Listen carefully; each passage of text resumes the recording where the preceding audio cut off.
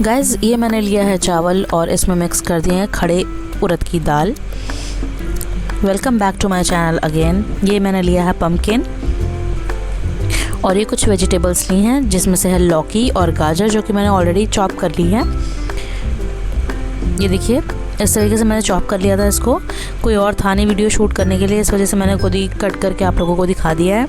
आज हम लोग जा रहे हैं एक स्पेशल रेसिपी बनाने जो कि है डोसा और इडली, जिसके लिए हमने लिए तूर दाल। अब मैं आप लोगों को सांभर बना के दिखाऊंगी। और ये मैंने हरी मिर्चियाँ काट ली हैं कुछ इस तरीके से, बड़ी बड़ी काट ली हैं, बहुत ज़्यादा छोटी साइज़, बहुत ज़्यादा बारीक नहीं रखा है। आपके ऊपर है, आप चाहें तो बारीक रख सकते हैं। मैं थोड़ा जल्दी में बना रही थी इस वजह से मैंने इसी तरीके से बना लिया है। और मैंने लिए हैं कुछ टमाटरों को भी मैं रफली चॉप कर लूँगी क्योंकि ये सब हमें डालना है सांभर में। बहुत ज़्यादा बारीक काटने की ज़रूरत नहीं है, ना बहुत ज़्यादा टाइम वेस्ट करने की ज़रूरत है। बहुत जल्दी में रफली चॉप कर लेना है गाइस। और फिर हमको क्या करना ही है, इसको डाल देना है कुकर में। ये सब खुद ही आपस में पक जाएंगे, इतनी ज़्यादा इस पर मेहनत करने की ज़रूरत नहीं है। फिर मैंने लिया लहसुन और प्याज, लहसुन को भी छील लिया है, प्याज को काट लिया है। अब आगे देखते जाइएगा।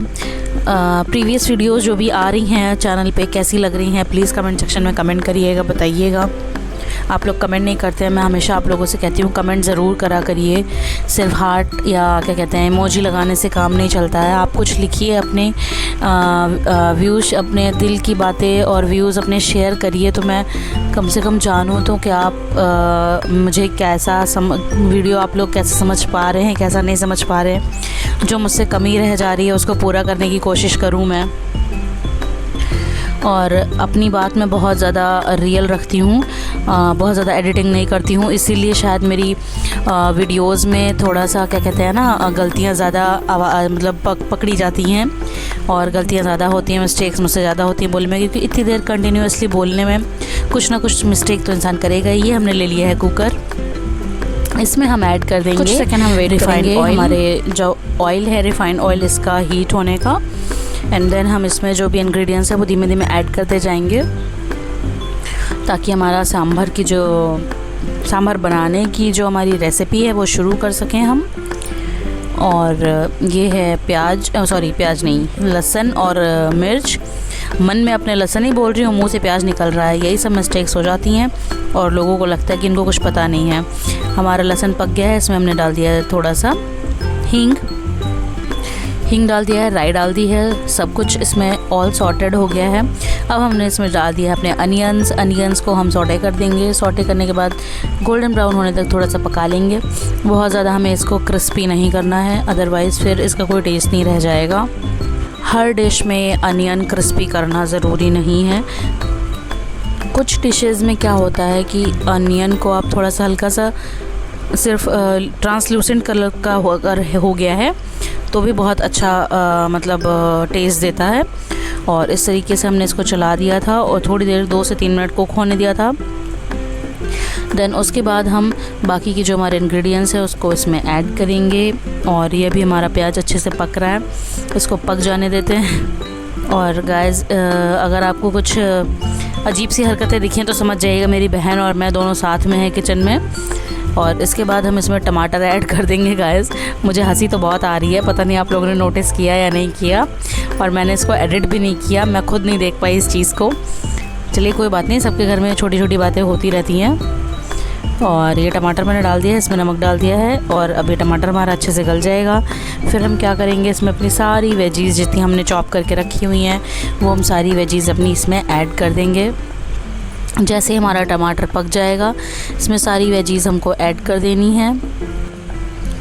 और जैसा कि आप लोग देख रहे हैं कितना प्यारा कलर आया है ना। और अब हम इसमें डाल देंगे हल्दी, टर्मरिक, ये रहा टर्मरिक हमने इसमें डाल दिया है। टर्मरिक डालने के बाद हम एक बार इसे अच्छे से मिक्स कर देंगे। देन वी विल ऐड तूर दाल। जी हाँ, अरही की दाल और तूर दाल दोनों एक ही हैं, जिस भाषा में आप इसको समझ लीजिए उतना अच्छा रहेगा आपके लिए, जो भी आपको समझ में आए। मैंने अरहर की दाल इसमें डाल दी है और ये डाल दिया है इसमें पानी। और अब हम इसको चला के अच्छे से मिक्स करने के बाद इसमें वेजीज़ हमने डाल दी हैं। वेजीज़ आपके सामने डाली हैं मैंने, आपने देखा है मैंने वेजीज़ किस पॉइंट पे डाली हैं, फिर हम इसको मिक्स करके अपने कुकर को बंद कर देंगे। इसमें व्हिसल आने का हम वेट करेंगे गाइस।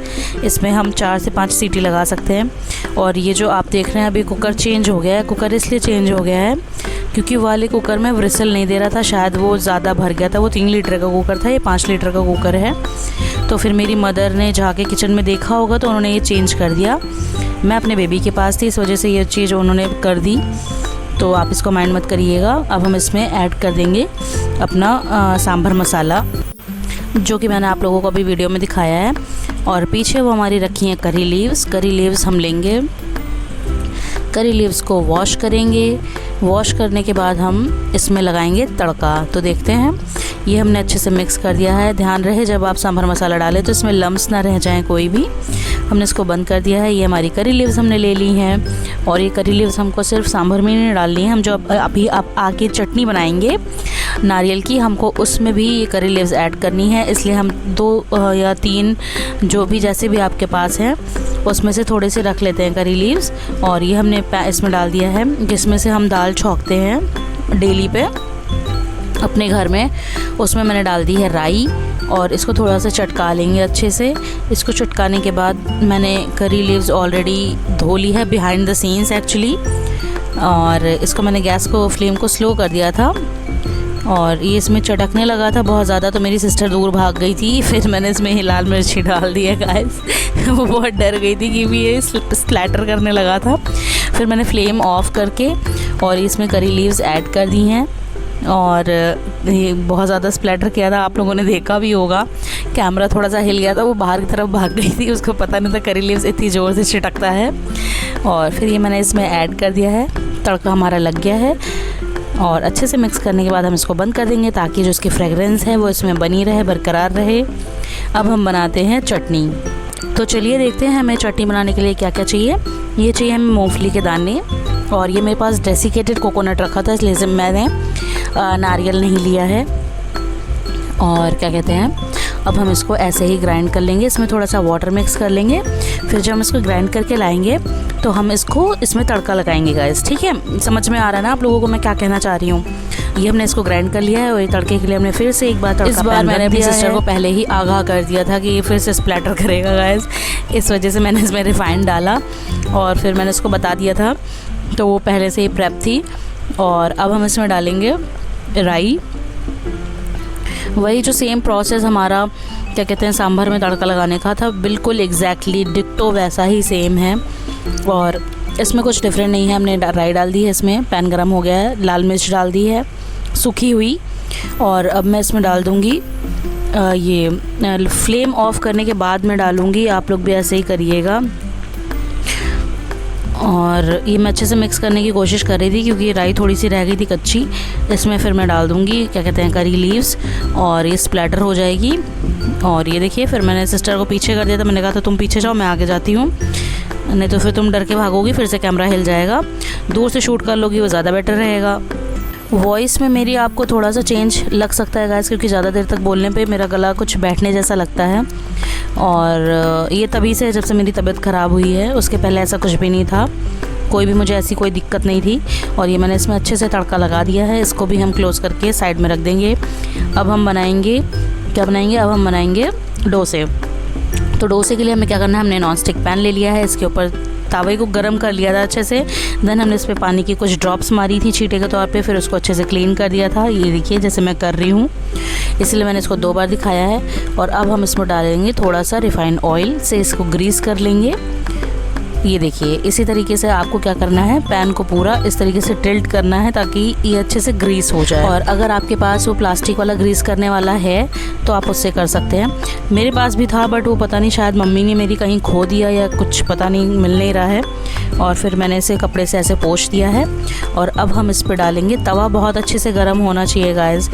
ये इस तरीके से डाल के देखिएगा, इस तरीके से हमें इसको गोल गोल करना है ताकि जो हमारा डोसा है वो हर तरफ से बराबर हो, कहीं से मोटा कहीं से पतला ना हो। ये देखिए इस तरीके से बड़ा छोटा साइज़ में हो सकता है, ज़रूरी नहीं है कि गोल ही बने एकदम। फर्स्ट टाइम में मैंने इससे पहले कई बार बनाया है, इस वजह से मेरा थोड़ा सा सही बना है। बिल्कुल मार्केट वाले जैसे लोगों की तरह परफेक्ट नहीं बन सकता। क्योंकि उसके लिए बहुत ज़्यादा प्रैक्टिस चाहिए। हमारा पहला डोसा बन के तैयार है। आप लोग देखिएगा, बताइएगा कि कैसा बना है, मैंने कैसा बनाया है, कैसा बना पाई हूँ मैं। और ये इस तरीके से मैंने थोड़ा सा और ऊपर से ऑयल डाल के इस पर ऐड कर दिया था और मिक्स कर दिया था अच्छे से, ताकि क्या कहते हैं पूरे में अच्छे से लग जाए तक और ये चिपके ना। ये देखिए, धीरे धीरे से इसको छुड़ाने की कोशिश करिए। जब हीट ज़्यादा रहेगी ना तो वो खुद ही लेयर, जो नॉन स्टिक की जो लेयर होती है, वो खुद ही इसको अपने आप छोड़ देती है। बट फिर भी मैं कोशिश कर रही थी कि ऐसा ना हो। कभी कभार क्या होता है, जब आप वीडियो बना रहे होते हैं तो चीज़ ख़राब हो जाती है। अदरवाइज़ आप घर में बना रहे हो तो चीज़ बहुत अच्छी बन जाएगी। जब आप किसी के सामने बनाते हैं तो आपका पचका हो जाता है। तो एग्जैक्टली मुझे वैसे ही लग रहा था कि कहीं ऐसा ना हो कि ऐसा ही हो जाए मेरे साथ, तो मुझे पूरी वीडियो फिर से शुरू से शूट करनी पड़ेगी पूरी। इस वजह से मैंने ये हरकत करी है इसमें। आप मत करिएगा, वो जब वो हो जाएगा तो धीरे धीरे कोशिश करिएगा। अगर नहीं होता है तो उसको खुद ही टाइम दीजिएगा, तो वो नॉन स्टिक तवे पे खुद ही छूट जाएगा।